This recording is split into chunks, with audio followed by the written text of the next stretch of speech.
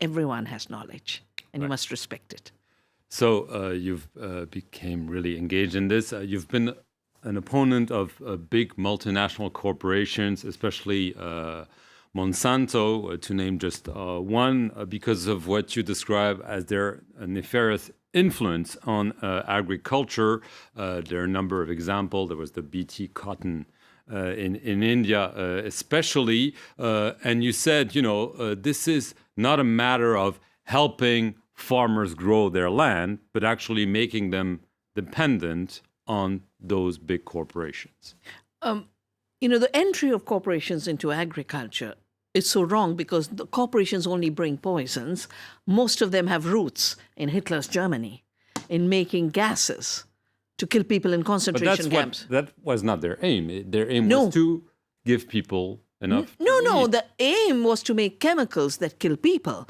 After the wars, they said, why should we stop making these chemicals? Let's say now they'll kill pests. They will give fertilizer. Fertilizers were made in the same factories that made explosives and ammunition for Hitler's Germany. That's not the same goal. No, the companies are the same and the processes are the same. So your rhetoric might change, but the goal does not. The materiality of a death-making chemical doesn't change when you say it's now for feeding the world. I did a book on the violence of the Green Revolution because Punjab, the most fertile land of India, was destroyed. And then when Monsanto came in as a result of globalization, because till the 90s, 90% of the seed was in farmers' hands, and the rest came from the public sector, from the government labs, research institutions.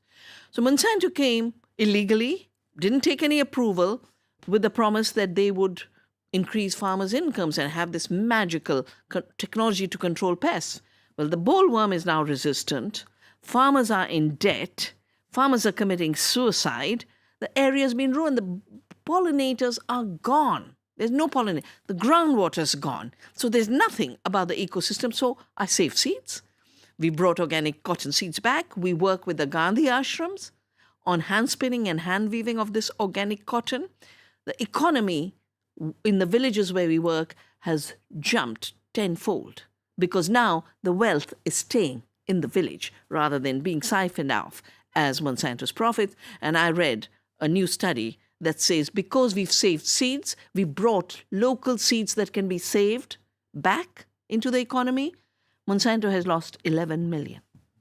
I want to get to your latest book because you widen, I would say, your attacks. It's not only Monsanto and the likes, but also others. You attack what you describe as the billionaire dictators, especially one man, I should say, Bill Gates, who you describe as the Christopher Columbus, I'm quoting you, of modern times, and that's not a compliment, obviously, whose mission is to impose, quote unquote, genetically modified organisms and digital dictatorship to small farmers across the world. Bill Gates, who's donated billions to improve public health in poor countries and so on, you're saying essentially he's a dictator. And he's there not to help, but to make people poorer, more dependent.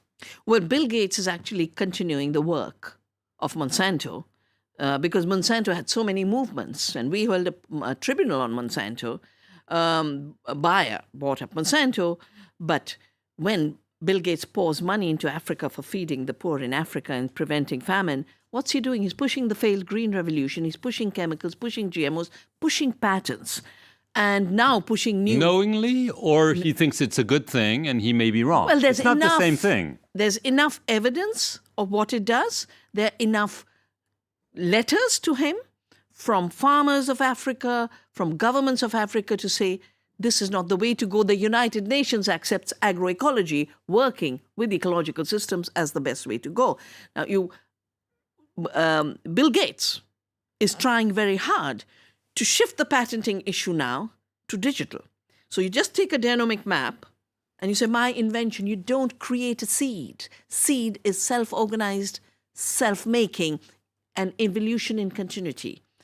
Just by making a map, a genome, and you have no idea what the seed does. And this is something he's pushing very, very hard. My book records how he financed DivSeek. I've talked about how he's pirated seeds we have saved that tolerates salt and floods. And he says invention. This biopiracy is a bit like Columbus, where Columbus is supposed to have discovered America when he basically went as a pirate. Why do I call him today's Columbus? Because he's carving out new colonies. Software should have stayed open software. So you say he has a strategy, a nefarious strategy, what you describe as philanthrocapitalism, is a nefarious enterprise. And so you're not saying he's using the wrong methods, he's pursuing a wrong goal with self-interest. You also attack Mark Zuckerberg, the founder of Facebook, saying they're all linked together. I mean, this reeks a bit of conspiracy theory, doesn't it? Well, my book is based on the new evidence that's coming out. All you have to do is see the ownership, and I have data in the book on how there's common ownership. We stopped Mark Zuckerberg from trying to get into Indian agriculture. It was a big mobilization of people who believe in the open internet. What did he want to do? Well, basically what they do is they mine the data from the farmers. And right now, all over the world, there's new debates on privacy issues, on the data mining. There's new books on new form of capitalism, which is surveillance capitalism, where you basically have turned human beings into your new raw material. So Bill Gates does both. He takes living resources and our seeds and biodiversity, mines it into data and wants ownership along with his friends. And Mark Zuckerberg mines your data and your behaviors and turns it into the raw material, both of corporate world for selling things, which is why strange advertisements pop up after you've sent a message to a friend, and manipulating elections. I have a chapter in the book on the hijack of democracy.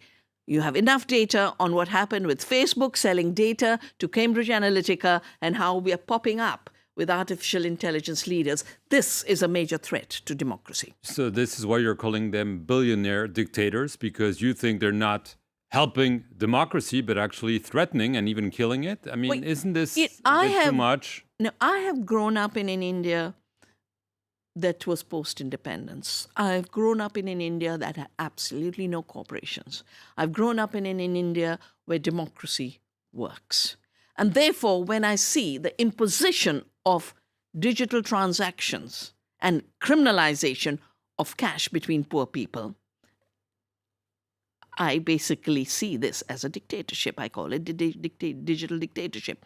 When I watch, not just in India, but in Africa and other parts of the world, now that we have the data that is showing that native seeds have more nutrition, they produce more food, they have no cost because you don't have to use chemicals, that local biodiversity is the way to feeding the world, in spite of all that evidence, in spite of the evidence in the United Nations, in the FAO, in UNCTAD, every agency, Bill Gates is still imposing and forcing GMOs, which is a failed enterprise. And he's not just imposing GMOs, he's taking what has failed and rejected by governments. My government threw the BT aubergine of Monsanto out. Bill Gates resurrects it in Bangladesh. We rejected the golden rice for solving the problem of blindness. He finances it to continue through Philippines. So he's taking all the failed projects with the wrong thinking that life is like a word program and can be chopped and cut and pasted, when it's an amazing complexity of self-organization. And scientists call it autopoiesis, self-organization, writing your own poetry. That's what life does. He is absolutely ignoring all of this new knowledge that new science is giving us and imposing a failed technology with a huge cost to the planet, only so there can be monopolies and people and farmers aren't free to have their seed. Vandana Shiva, obviously you have strong views, and we're happy that you were able to share them with us. Thank you very much for watching this interview here on France 24.